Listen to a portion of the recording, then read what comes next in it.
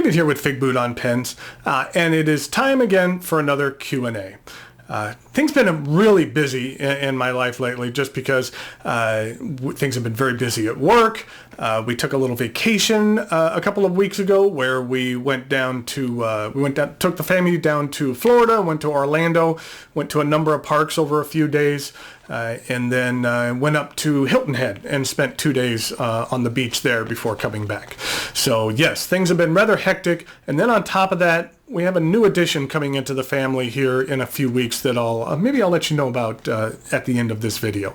But I got some questions from you last week and wanted to take some time to go over them because I thought that you guys came up with some really good questions.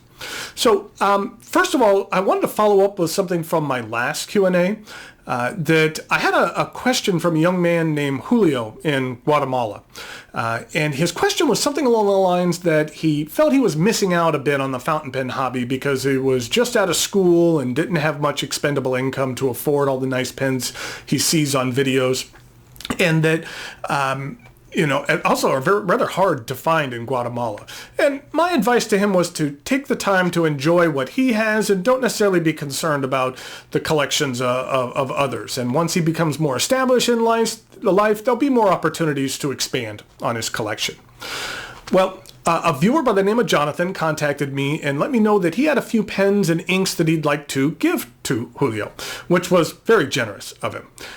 I got Jonathan in touch with Julio and they worked out the details in regard to shipping. I guess it is not very easy to ship something from the U.S. to Guatemala. There was a lot of hoops that Jonathan had to jump through in order to get a package down there. I guess they don't even have any kind of mail service at all. So it ended up that Jonathan was able to ship the package to someone in the U.S. who was traveling down to Guatemala so they could deliver it to Julio or something like that. So once he got his haul, Julio contacted me, and here he is with his haul. And he told me that now he understands how it feels to have new pen day, the new pen day that everyone keeps talking about. So Jonathan was very generous with what he gave him. And just in case you can't see it there was a Lamy AL Star, there was a Conklin Durograph with a spare nib. There was a Pilot Custom 74 with Julio's first gold nib. Then there were 6 different bottles of ink and a bunch of Pilot cartridges. Julio was just blown away by the generosity. So good on you, Jonathan. You made Julio a very happy man, which was nice to see. I did have a couple of people ask if I'll be attending the upcoming show in D.C. I will be at the D.C. show, which is coming up in just a couple of weeks on the first weekend in August, the 4th, 5th, and 6th. It's at a new venue this year, so it'll be interesting to see the layout and the new space. I'm really looking forward to it. Looking forward to seeing a lot of friends there as well. If you plan to attend the show and see me walking around, make sure to say hi. The conversations here in my reviews are a bit one-sided, so I really enjoy meeting folks at the show and learning a little bit about you and your tastes. If you've never been to a pen show, they are very much about socializing as much as they are about pens and inks and all the other products available at the shows. I'll definitely do a video recap of the show to discuss the goings-on there. I was going to attempt to sign up for the Richard Bender nib tuning seminar, which I thought would be interesting. So we'll see if I'm able to get into that class. There isn't much room available, and I'm sure the seats will go very quick once they are able to be reserved. So the first question was by a user with the name of Elad N, and their question is, what do you think of the Pilot Custom 845? I have one right here. It is a very special pen that is quickly becoming one of my favorites. The nib is unlike any other Pilot nib I own. It has a unique soft smoothness that is different than any other Pilot nib, and I really enjoy it.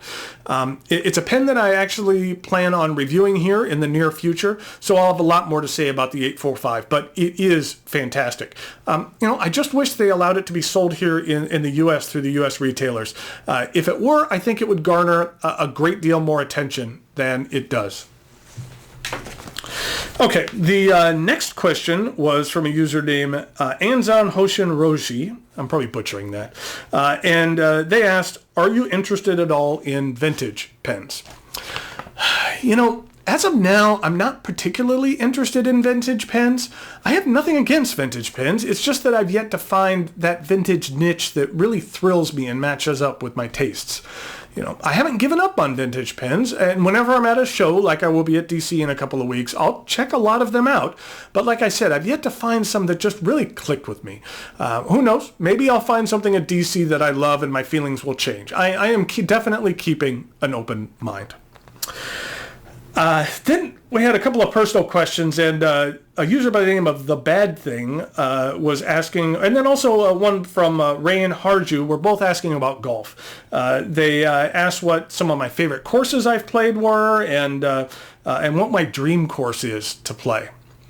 I have been very fortunate to have been able to play some amazing courses over the years. I like to travel to go on trips to play cool courses. Some of my favorites have been like Pebble Beach and the Ocean Course in Kiowa. I live about an hour and a half away from Pinehurst. I played number 2 last summer. Harbor Town, Mauna Kea, Pine Needles, which is very close to where I'm at, Caledonia. And then growing up in San Diego, I have a fond place in my heart for Torrey Pines, which I played tons growing up. But my favorite course I've ever played is the Old Course in St. Andrews. If you're a golfer, then the Old Course is truly sacred ground. So much history has taken place over the years at that course. Here's a picture of me with my caddy for the day, Jackie Stewart. Jackie was the best caddy I've ever had. He didn't treat me like a tourist. He treated me like a golfer. And, he didn't say much, but when he did have something to say, it had a purpose. And he never gave me a bad read on the green. If he said a putt went 3 inches to the right, if I missed that putt, it was because I did not hit it 3 inches to the right. I took a trip to Scotland a few years ago to play 6 different courses in 3 days. Besides the Old Course, I played Carnoustie and Kingsbarns, and then 3 other courses in the area that don't have as much of a name as those 3. In regard to my favorite course I play on a somewhat regular basis, it's Tobacco Road here in North Carolina. Tobacco Road is a very polarizing course. Either you will love it or you will despise it and never want to see it again. I just love it. It's like playing golf at the circus. Tons of blind shots and hugely undulating greens, and it's not the longest course in the world, but it makes you think about every shot, and you can score if you're reasonably accurate. And it's a lot of fun, especially to take people to the first time. And in regard to the other part, what my dream course to play is, I would have to say that it would be the Augusta National Golf Club. I've had the pleasure of attending the Masters once, and the course is just stunning and breathtaking. I was there with the family, and we stepped onto the course for the first time, and we all just kind of stopped and looked down at the grass. And one of the kids asked, "Is this even real grass?" It's just so perfectly manicured that it almost seems fake. But it would be a tremendous honor to be able to play that course. Enough golf talk. Back to other things. Let's see here. Something else slightly non-pen related. Andres Janke asked, your stack of Rubik's Cubes changes all the time. Is there any meaning to it? I began putting cubes here in the back just to have something mildly interesting in the background. For a period of time, I would put flags that associated to the product I was reviewing in the cubes. Then I had a giveaway for the viewers who were able to determine what all the flags were. Who knows? The cubes might contain more symbolism down the line, but for now, they're just for looks. On another note, coming up in a few weeks, I have something rather large regarding cubes. You'll have to wait in order to see what I mean by that, but it's a project that will take me several weeks to complete, and I hope the end result is something that is at least mildly entertaining.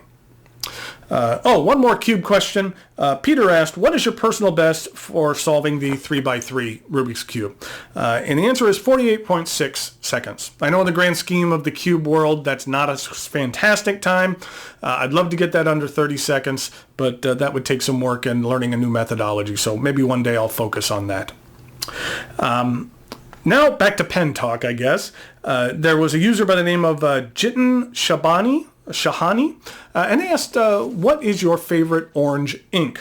And right now I actually have 2. That would be Mont Blanc Lucky Orange, and then the Ackerman Orange Bovin. Each are rather bright and solid and kind of more pure oranges that I really like. I kind of like these more solid oranges than some of the more watered down ones or peachy type oranges. So these are two that I've actually been using a lot lately. I've kind of been into the orange stuff lately, and I really like both of these inks. Okay. Let's see here. Janine Elliott asked, are there any more celebrity fountain pen users interviews coming? We'll see. I'm working on it. Some potential things down the line I'm very excited about, and I don't want to jinx, but we'll see. There's nothing necessarily imminent, but I do have a few coals in the fire, if I might say. Then Michael Elliott asks, what does your family think of your fountain pen and ink hobby? They do not care about it at all. Pens are my thing. They have their things, and then we have some things we both love. But yeah, no one else in the house cares about pens. They're pretty much sick of hearing me talking about it, which is why I do videos and go to pen club meetings and travel to pen shows and talk to people online. Those are my outlets. Now, interestingly enough, the rest of the family will be joining me in heading up to DC for the show. However, they probably won't set foot in the show. They're just using me as a taxi service to get them up to DC, and they were going to visit some of the sites in the area over the weekend. But who knows? Maybe I'll twist their arms to come down and check out the show for a little bit. The next question is Crash Mania, and the question is, what is your opinion on pens like the Wingsong 698 that aren't necessarily a blatant copy of other pens, but are very obviously influenced by other companies' designs? I have one back here. This is the Wingsong 698.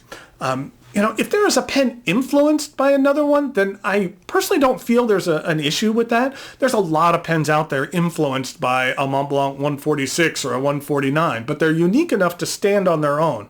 I feel the same way about the Wingsong 698. It bears a bit of a resemblance to a TWSBI Diamond 580, but there are enough differences that I don't feel that's a blatant ripoff or a copy. I'll get around to reviewing this pen here sooner rather than later. But it is rather interesting. For the price, it's kind of remarkable. But more on that to come at a later date. But it is a very interesting pen. Okay, what do we have next? I had one question from a user that I'm not going to attempt to pronounce the name. Asked if I had ever traveled to Europe, and if so, what was your experiences? I've actually taken 2 trips to Europe, and each was quite the adventure. I really, really loved both trips. The first trip I mentioned previously was a golf trip to Scotland, which was incredible. I loved that country. My other trip was one I took with the family to Sweden and then to Paris. The story behind that trip is a bit on the long side, but it has something to do with why my car has a Swedish license plate on it. Maybe it's something I'll share during another Q&A, but we found the Swedish people to be extremely friendly and really enjoyed our time there. And the time we spent in Paris was fantastic as well. I would really like to go back to both places in the future. We just love Sweden and love Paris. I would go back to Paris just to spend another day at the Musée d'Orsay, which was one of the most incredible museums I've ever been in my life. I just love that. Let's see here. Alan Young asks, what pen company do you feel offers the most value? And, I'd have to say I'd go with TWSBI. Just about every pen in their lineup is one that I feel has a very good value for the money. Their most expensive pen is the VAC 700 at $65, and in my opinion, that's about the best $65 pen you could buy. And even their least expensive pen, the Eco, which is just a little under $30, still is a good value purchase. As my collection has grown, so has the price of some of my pens I've picked up, but I do continue to find myself reaching for my Diamond 580 or my VAC 700 on a somewhat regular basis. Those are really great pens, not for the price, but just great pens in general. And also great value for the money, in my opinion. Let's see here. Mariner Hoff asks, what are your thoughts on the Lamy 2000 Black Amber? Now, there's been a lot said about the 50th anniversary edition Lamy 2000 Black Amber, and not a lot of it has been positive. It's been out for a while, and there was a great deal of anticipation for what Lamy was going to do with the 50th anniversary of their most famous pen. The market was really poised to snatch up the stock, but when the limited edition was announced, it just really fell flat. Now, the pen itself is a great pen. I have the stainless steel version of the 2000. I really like it a great deal. I kind of like the Macrolon one a bit more, but the stainless steel is very good in its own right. The issue with the Black Amber was twofold. One, that it wasn't that much different than the stainless steel version. And then secondly, it was priced almost double the price of the stainless steel version. And the market really didn't see the value in that. And I felt the same way. Retailers had problems moving stock. Lamy kept tight control on what prices their retailer could sell the pens for, and so they wouldn't let retailers sell the pens at a discount. So then you saw some retailers run deals where, if you purchased an anniversary edition, they'd throw in a Macrolon 2000 at no cost. So they had to get creative like that. I did, however, see that the price on the Black Amber has dropped to $345. So I'm guessing Lamy has now allowed their retailers to drop the price in an attempt to move some pens. Lamy makes some great pens, but in my opinion, they really missed the mark with the Black Amber. Now, I know I've said this a few times, but if they came out with limited edition, just like they do with the Safaris and the All Stars that sell very well, if they came out with colored versions of the Macrolon 2000, that I think those would blow everyone away. Then rather than people buying a $40 special edition All Star, they'd be snatching up $160 to $200 Lamy 2000s. And so just think about that, Lamy. Just think about it. I think you'll make some money on that. Corey Frere asked, do you feel any different reviewing pens sent to you for free to review other than you do with pens that you've bought? I've heard some reviewers say it makes it tougher to be very critical of the pen when someone gave it to you for free. Now, when I review a pen, I try to be as open and honest as possible and to review products fairly regardless of how it's obtained. When a company or a retailer provides something to me for review, it's kind of a symbiotic relationship. They want to see their product gain some additional exposure, and it's nice for me to be able to acquire something interesting or new to review that I didn't purchase on my own. And that, I try to be transparent as to the origin of everything I review, and I work to maintain a level of professionalism and integrity. So, in every instance, except for one, if someone has provided me with an item to review, I've given it away to viewers. And that, I enjoy being able to pass these things on to folks. The only pen that I kept for myself is the Cross Peerless. And the only reason I didn't give that one away is because they, without me asking, they actually engraved my name on the side of the cap. I didn't ask for that. I was going to give it away, but then after they engraved my name on it, I decided just to keep that. Wasn't sure who wanted a pen with my name on it. So,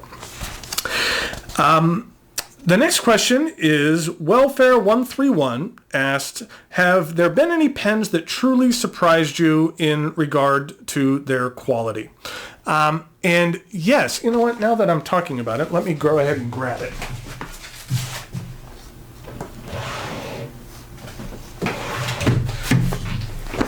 It is this Cross Peerless. And here you can see my name that they engraved on the side there. When I received this pen, I really wasn't expecting that much. Cross is a brand that I really wasn't particularly interested in. Most of their pens are rather thin and thinner than I prefer. I do like the looks of their Star Wars line, but again, they were a bit thin for my taste, and I thought they were a bit overpriced. But I really like this pen, though. If you haven't watched my review of the Peerless, you should check that out. I was really pleasantly surprised, and I've really grown to like this pen a great deal. The sailor nib on this Peerless is outstanding. So this was one that really surprised me. Okay. Now it's time for a contest. I've had quite a few giveaways lately, and that I have another one for you today. But you're going to have to work for it. And there might be a bit of a challenge. Beginning with my last Q&A, number 3, and then ending with my last review, the Karas Customs Fountain K. In each video, except for the Ryan Krusak interview, there have been pieces to a code hidden somewhere behind me. Now, there's been one per review. I'm not going to give any hints, just that there was a code. What you need to do is you put the pieces of the code together to solve it. And when you become aware, once you've solved the code, you become aware of what the prize is for the giveaway. So what you need to do is, once you solve the code, email me at figboot@gmail.com and let me know what the prize is. And then you will be entered into the drawing to receive that prize. Today is Wednesday, July 19th, 2017. And you have until the end of day on Saturday the 22nd to enter. It might not be that simple. So if you go through the effort of solving the code, you might have a higher chance than usual for walking away with the prize. And that since I have a feeling there might be a lower amount of entries. The only thing that I'll say about the prize is that it was generously provided by the good folks at Goulet Pens. So I appreciate their generosity and want to pass it along to you guys. Okay.